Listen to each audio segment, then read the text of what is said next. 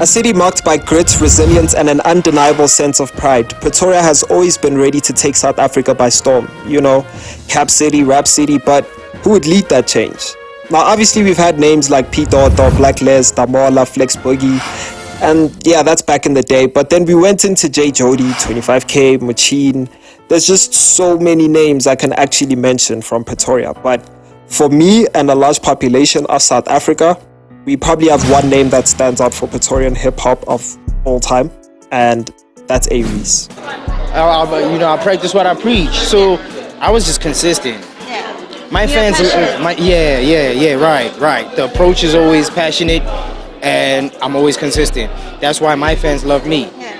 They know it's a guaranteed deal with me. It's like, okay, cool, I'm an A-Reece friend. I'm getting music every year. You know what I mean? And I'm getting dope music, not just some fillers. You know, I'm getting dope music. So that's why my fans, I feel, love me, because I'm consistent, and I'm consistent with the quality. Yeah.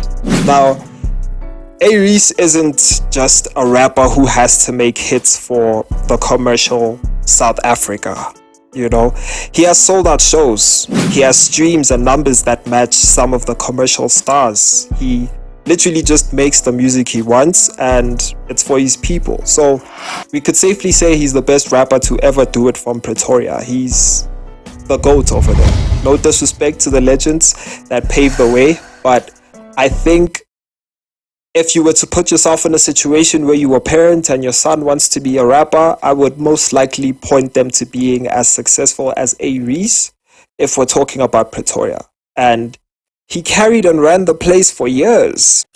You've been in the game for so long, Brando. But there comes a time, obviously, when every king has to pass the torch. You know, like he took the torch from the rappers that were there previously, and kind of looks like it's time for him to also pass the torch. It always happens to every great. Like more fire. Yeah. Yeah. Now, what is Pray for Pretoria and how did it change the game? Pray for Pretoria wasn't just an album, it was a statement. It was a prayer, a plea for recognition from a city that had long been overlooked in the mainstream hip-hop scene. It fused Pretoria's street culture with global sounds, pushing the boundaries of South African hip-hop. The album is a bold fusion of gassy authenticity, unapologetic trap beats, and introspective themes. And it's not just about the beats, it's about the message. The energy that Low to Nova Pounds brought to the game wasn't just new, but it was necessary. Pray for Pretoria is the one. And also, like, with the things that Lauren did, I'm a PTA. Like, Joe, PTA has always been sidelined on Swar. So I feel like it's that thing out, like whether we're in good conditions or like in bad conditions. Not for me, prayer works. So that's my thing. Amen. That's my go-to. Like when I'm stressed, when I'm feeling dope, P for P, pray for P dope. Now at a time when I think many artists in our country are leaning into the international appeal of global trap, Low to Nova Pounds made a point of staying rooted in his Pretoria identity. His storytelling, ranging from themes of struggle, perseverance, and success, struck a chord with listeners, not just in South Africa, but for me, I think around Africa. And Pretoria is now a symbol. It's a sound, a feeling that just can't be ignored. I mean, these guys are doing the most. Like a lot, and so there's things a lot like I've seen happen go stage and so on, and then it sucks. Like if it's like when I look at the SA hip hop games, like nobody's dripping. Like nah, this can't be it, dog. Guys, come on, the drip. Bro, like music videos are bad. That's like if I'ma be the guy that has to change this shit, like let it be, dog. Pray for Pretoria unlocked something new within that city, I'm not gonna lie. That's a sound that resonated with young people across the country, you know, and I really think before Low to Nova Pounds, Pretoria was often associated with the more subdued, less commercially viable side of hip-hop. But Pray for Pretoria changed that almost in like overnight. I know it's not overnight, but it seemed like that. And the city just suddenly found itself at the forefront of this genre, bro. For the first time for me, I don't want to lie. And Pretoria has a voice now, and it's heard, you know. I think everyone in the hip-hop community, well, not everyone, probably the ones who can think properly, are actually agreeing that Pray for Pretoria is album of the year. If you can obviously think properly. If you can't, then it's okay. We understand, you know. Let's go PC corner. Usually, true. Like the stories are people are more Pretoria, like they are untold stories. Like was it great anyway on chart? So I wanted to document that on chart. Really, very good journalist on chart. So yeah. I think let's talk about why Lotto Nova Pounds is undeniably one of the best MCs in South Africa.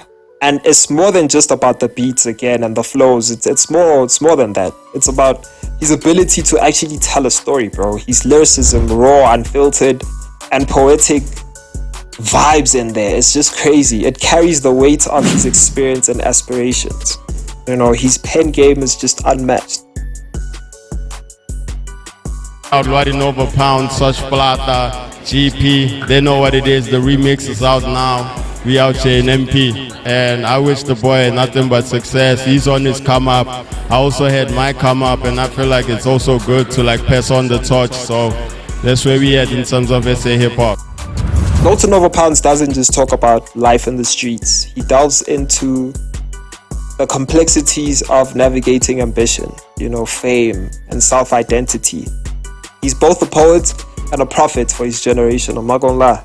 He gives voice to those who living in the same struggles as him, but also inspires them to rise above it all. And his lyrics speak to the pain of growing up in a city like Pretoria, but also the hope that comes with, you know, overcoming adversity. I said last time on the last chop session, this is my favorite rap album this year. Yeah. From, you know, yeah. Like I was just like, yo, bro, this is something. It's one of those albums you don't even know you need it, man. You know what I mean? Oh, damn, yeah. Yeah. So out there, man, like when you listen to his verses, you feel like he's rapping for you. Like you feel like he's here, he's like talking to you and he's rapping for you and he's doing this thing for you in person, you know? He's one of those rare artists whose vulnerability and honesty just shine through every bar. If our country is not developing better rappers than we already have, then what are we doing as hip-hop? So we need to one day also acknowledge and kind of admit that Lotto Nova Pounds had a greater album than so-and-so. You know? It's not a matter of us, you know, disregarding what any other artist has done for the culture in 2024. It's not a matter of us saying, no, you didn't do enough. You did enough, bro. And when you sleep in and you check in your bank account and you check in your accolades and you check in your numbers and you check you number one, right? But also we just have to like give shine to the people who are actually doing the most also in the community. Like Lotto Nova Pounds has to have dropped album of the year in 2024. That's why I said, if you're thinking straight, like if your ears are working, bro. If they not, we understand, you know. But it was crazy, and I just think I feel like Reece is actually comfortable being an OG and just saying, you know what, Pretoria's safe now.